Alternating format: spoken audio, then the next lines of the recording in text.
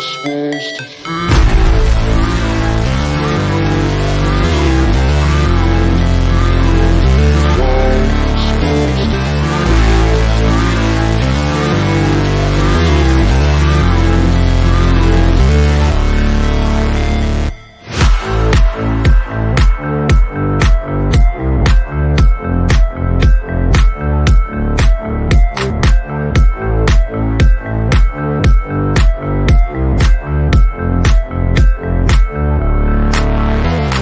Yo, yo, yo. Welcome to the NS9 Postgame Show. I am your host, Anthony DiNardo. With me, we have Jim Rosati.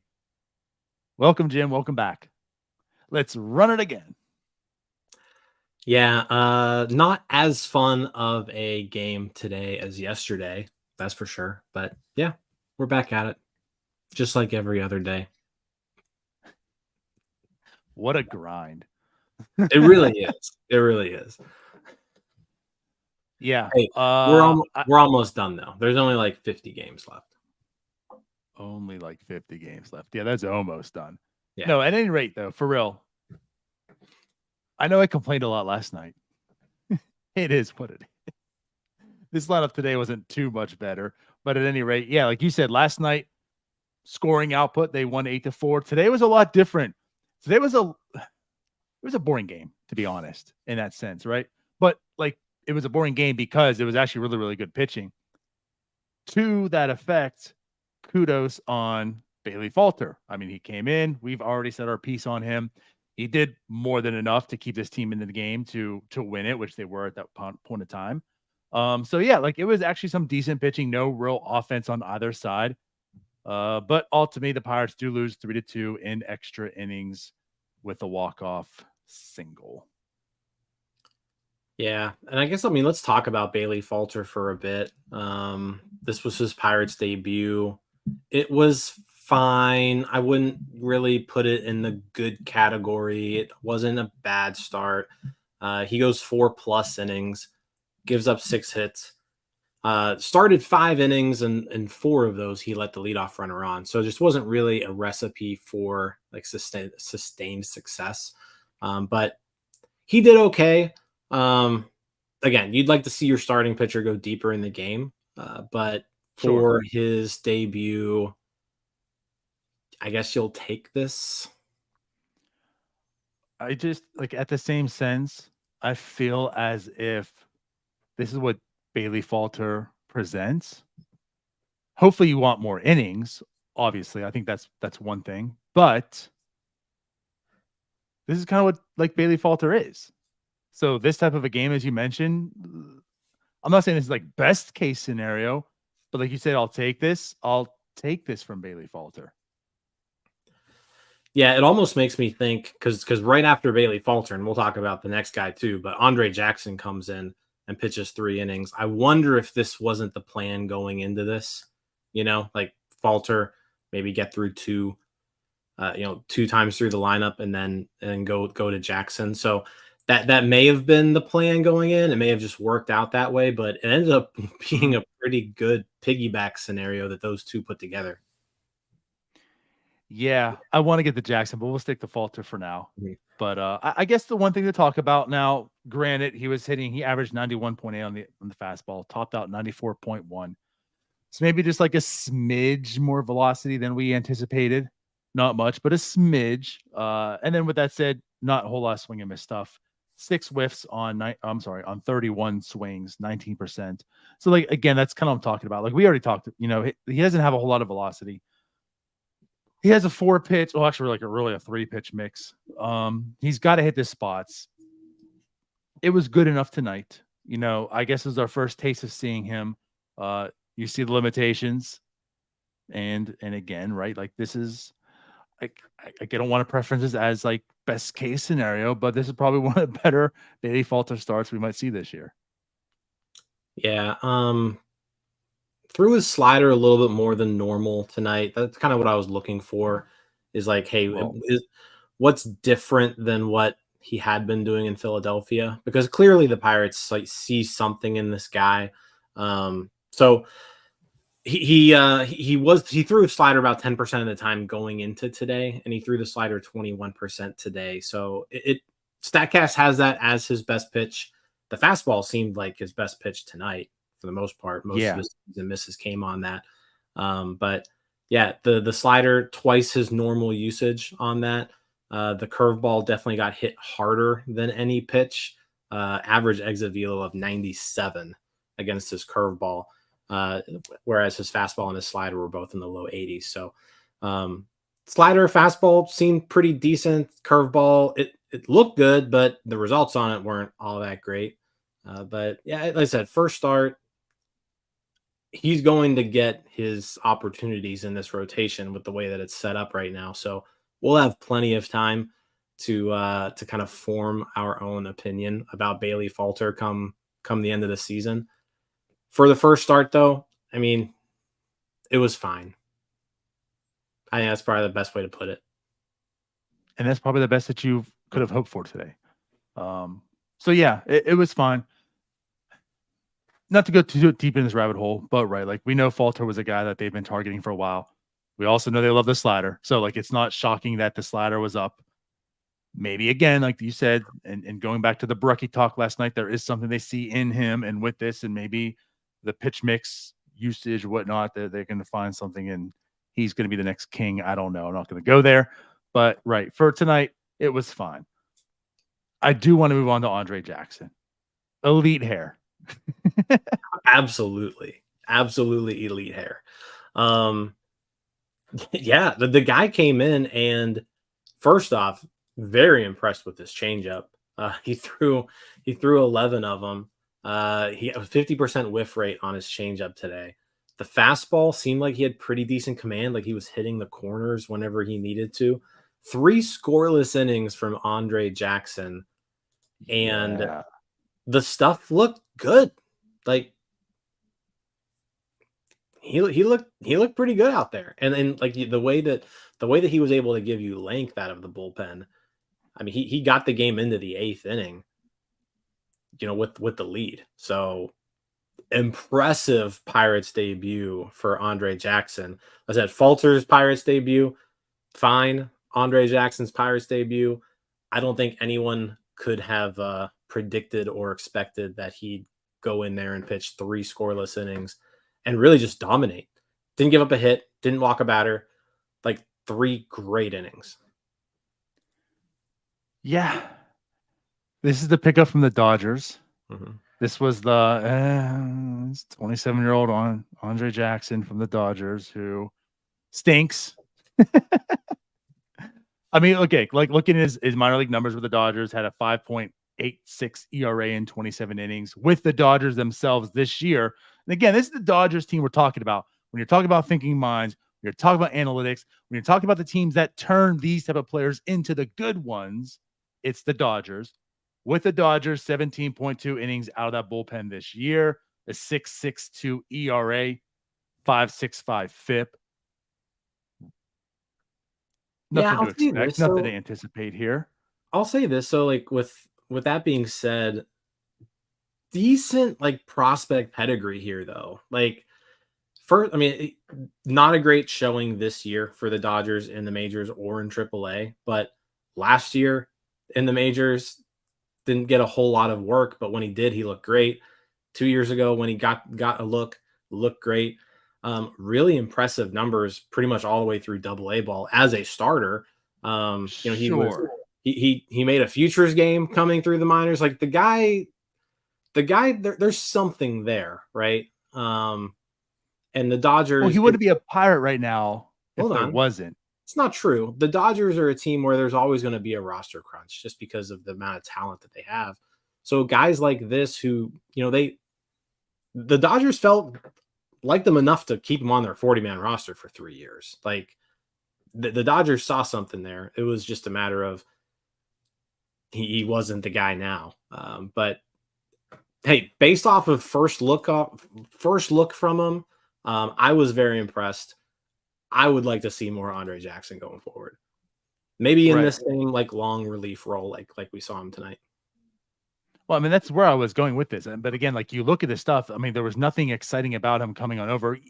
I mean, you are right with the roster crunch with the Dodgers, but he hasn't been good. And you talked about last year, those limited numbers in the majors, but like you look at his AAA numbers last year and they were also awful. So like, I understand like the 9 innings in the majors were good, like you said, in that limited time, but his minor league numbers were just absolutely awful as well. Comes over this year, minor league numbers are awful. Hits the majors again, the major league numbers are awful. Pirates pick him up, and the Pirates minor league numbers are better. Yeah. And now you see him today. And like you said, just the first outing, first look, I'm kind of hooked. I want to see more. So we had again last night our Baraki discussion. Now we're talking about Andre Jackson, and I'm intrigued. Yeah, I mean, it seems like in the recent seasons, his command and the walks have been his biggest issue. Pretty good amount of home runs too that he gives up, but the strikeout stuff is there. And like I said, you saw it tonight. The stuff plays. It's just a matter of command now. So yeah, I want to see more. He left me wanting to see more of Andre Jackson for sure. And the fact he had 3 innings. Yeah. The length was pretty impressive. Yeah. That could be huge for the rest of the year too.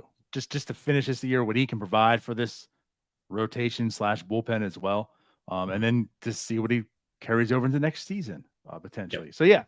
So fine outing for Falter. Really impressive outing for Jackson here. De Los Santos then comes in, gives up the one scoreless inning as well. His ERA down to a 3.04 on the season. Gets the hold, and then boring Bednar comes into the game, Jim, and he didn't make it boring today.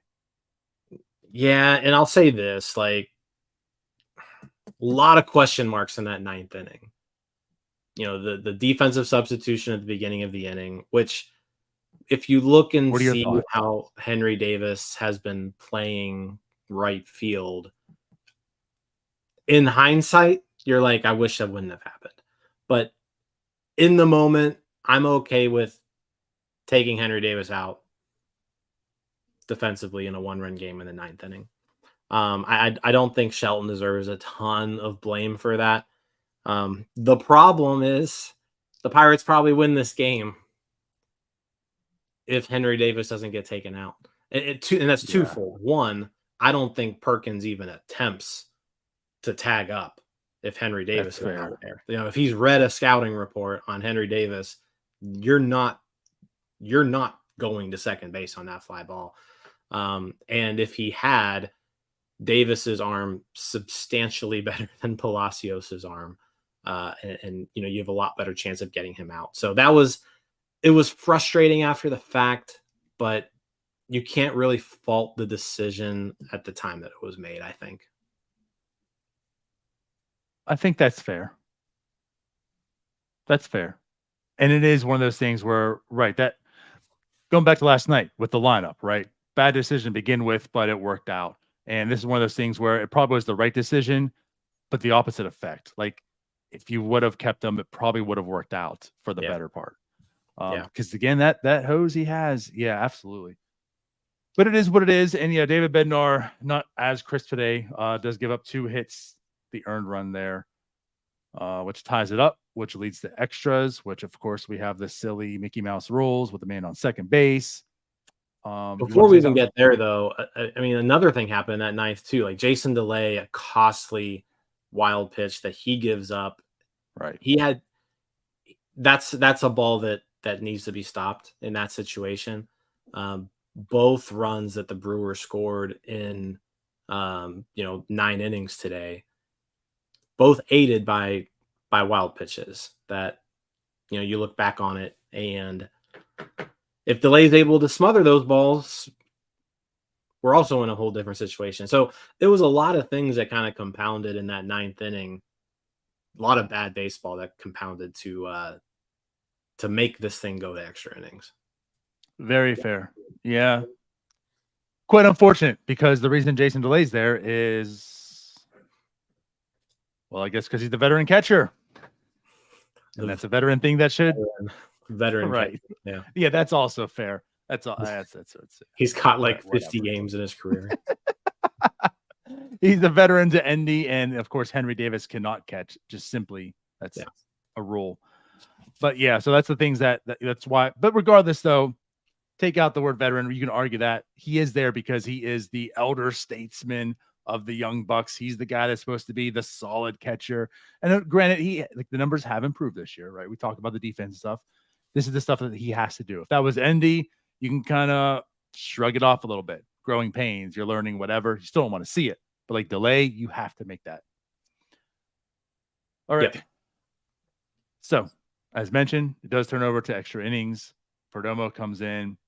Perdomo gives up 2 walks. Also bad defense. Well, intentional walks. Both intentional. Right. Rivas. Now, he did get the 1 out. I don't know what was going on there. That should have been an easy double play.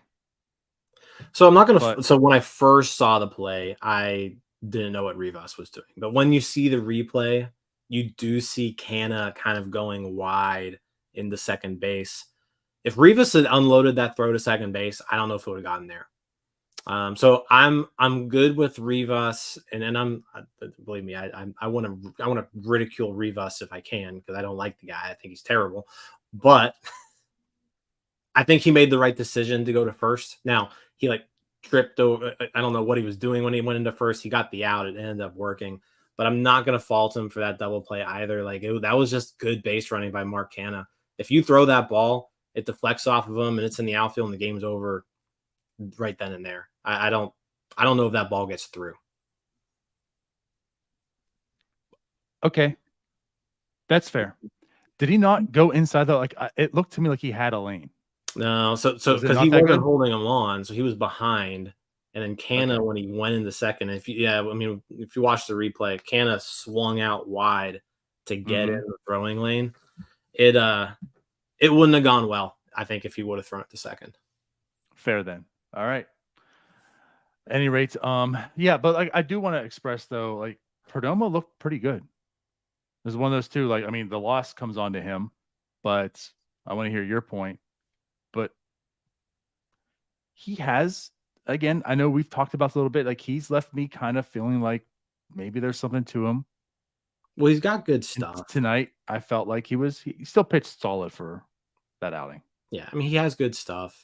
I'm not a huge fan of all the intentional walks with him, mainly because the command, that's his problem, is knowing where that good stuff is going. Intentionally loading bases with Perdomo on the mound just kind of seems like a disaster to me because half the time he doesn't know where he's throwing the ball. But no, he gave up the hit. So, I don't think you can ever really fault a reliever for giving up 1 run in an extra inning game because that runner starting on second. Right. But at the end of the day, didn't get the job done. The intentional walks played a part in it, maybe. I wasn't a fan of all those intentional walks. I guess I understood them. I understood. I hear your point, but looking at him, the walks haven't been egregious this year either, which again is partly of why I'm kind of intrigued by him. There's a 2.78 walks per 9 on the year coming into the game. Obviously, right now it's up because they were intentional, like you said, 3.47. But I understand the command isn't crisp, but he isn't really walking a ton of guys this year. And again, it's why I'm left a little more intrigued by him. But regardless, I don't have that big of a problem with the intentional walks today either. And he faced Yelich and he looked really, really good against Yelich as well.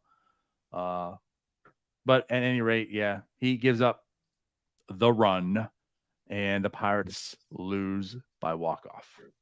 Yeah, and like Thomas said here, we just talked about pitching for 19 minutes. Pitching is not the reason why the Pirates lost today. No. Pirates lost today because of 1 through 6 went 0 for 23. That's why. Yes. The 1 and through again, I want to highlight. Yeah. 1 through 6 in this lineup was terrible. For sure. This is why I have the issues about the lineup construction in tonight's show. But again, I don't know if there's any change that happened. someone asked here why wasn't Kutch leading off, and I mean Kutch did the same thing Palacios did as well. But yeah, 0 for 4, 0 for 4, 0 for 4, 0 for 4, 0 for 3, 0 for 4. And in that, 4 walks mixed in. Yeah. Yeah, I mean, we can get to lineup construction, but again, like it doesn't really matter at this point. McCutchen should be leading off. He's a 381 on base percentage. There's no reason why Andrew McCutchen shouldn't be leading off every time he's in the lineup. Like we should just get that out there. Like Andrew McCutchen should be this team's leadoff hitter. But those top 6 guys, I mean, Corbin Burns didn't even really look all that crisp tonight, I thought. He walked 4 batters. Command wasn't there. They did nothing. Josh Palacios did nothing. Brian Reynolds did nothing. And I know Reynolds has been hot lately, but bad tonight. 1 for 8 with runners in scoring position. This team was McCutchen was 0 for 1, Reynolds 0 for 1, Palacios 0 for 2, Davis 0 for 1, Hayes 0 for 1. Like down the line, 1 through 6 was bad. 7, 8, 9 were Alika Williams got on base 4 times. Like he was the best. He was the most valuable player on this offense today. Jason DeLay delivered the big hit there in the what inning was that? The 5th inning when he had a 2-out, 2-run double. Like that was a huge hit for Jason DeLay. I was actually thinking like, hey, maybe we should pinch hit right here. It's the 5th inning, but I was like, but Shelton stuck with them and DeLay came through. But you're not going to win games when 1 through 6 are 0 for 23. No, absolutely not. Especially this lineup, because you can't really depend on 7, 8, 9 to do what they did even tonight to give you that chance. So, but right, you're absolutely correct. I mean, this offense was gone. Absolutely. And your point with Corbin Burns, I mean, he actually looked crisp early, and then it did kind of fall apart. But and they didn't, again, like they didn't capitalize. Like that was the moment. And correct me if I'm wrong. Actually, I thought this was in the game. I didn't go back.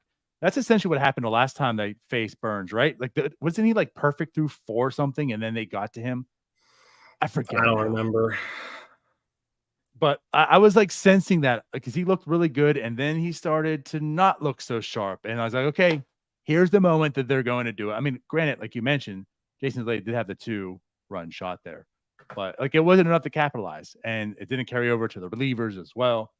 So, yeah, I mean, no offense today. That's been the story for most of the year. There actually was some solid pitching behind them today to give them enough win without the offense. And, right, they just aren't able to capitalize and put it through. Yeah, again, just the runners in scoring position not coming through and just complete lack of execution between those 1 through 6 hitters. I guess before we start bashing people, because they're I don't know if there's anybody who want to bash in that lineup at this point, but I do want to talk about Alika Williams. I feel like we haven't really bought into Alika Williams yet, and I'm not saying that I have bought into Alika Williams. It's a small sample size, but the guy's hitting 333, 429, 417 now. 3 walks today, 1 for 1. It was an infield single. We always talk about small sample sizes, right? Like, sure, he looked good in his small sample size, and something that you say all the time. If you're gonna have a small sample size, you might as well look good in it. So that's kind of what we're seeing with Williams so far. It's been what I think this was his 6th.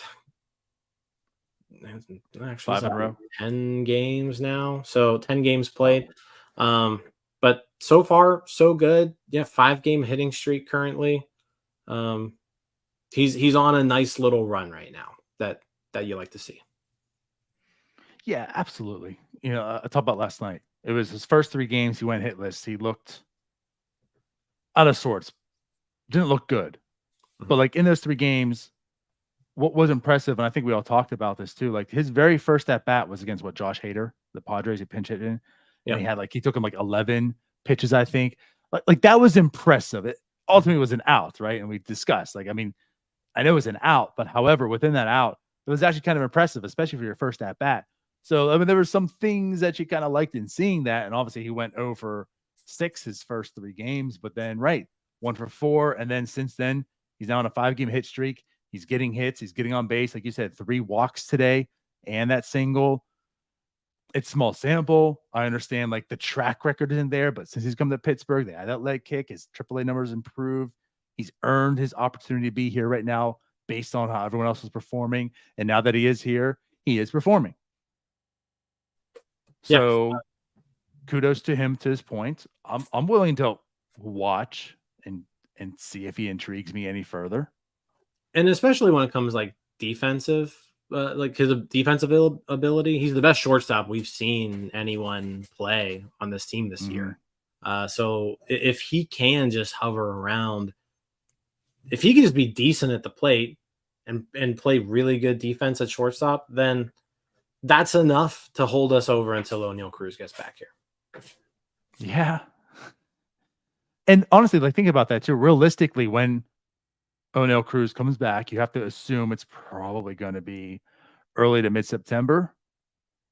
That's given like Alika Williams enough of a sample size to start thinking what he is. I mean, you saw like Nick Gonzalez, as we talked about too with Nick Gonzalez. It's a small sample, but in that small sample early on, he was looking decent. And, you know, he got a little bit more. He's got like a little over 100 plate appearances, and you see what he is. I'm not saying Alika's going to go down that road, but he'll have about 100 plate appearances by then. You can kind of gauge an idea. Maybe he stays up here with O'Neal Cruz. Yeah, I'd like to like I said, I haven't bought into him yet, but I'm willing to give him a chance. And so far he's looked pretty good. I think that's absolutely fair to say. Outside of that, I mean, Henry Davis has been struggling. I know last night was a big game for him. Comes back, he's still struggling. I know Andy Davis is also struggling as well, but if we're talking about like why, we're talking about some decisions here, right? Like when Kutch is in the lineup, why is he not batting leadoff? Why is Endy getting so many days off? I guess that's like my question. I know he's struggling, but everyone really is also. Is this like his 3rd time he sat in like 7 games? I don't know. I have to go. I have to look. But let's see. Yes, this is actually the 3rd time he's sat in 6 games. He's played 3 out of the last 6 games, and he has. Even worse.